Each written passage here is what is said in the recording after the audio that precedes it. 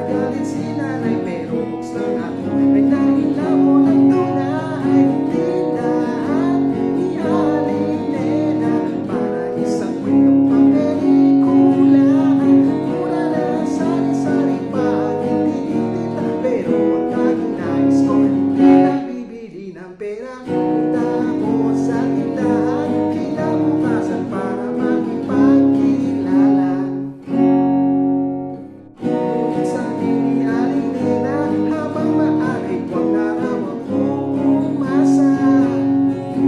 Alam niya'y aalis na papuntang Canada, 3 araw na lang ay babay na.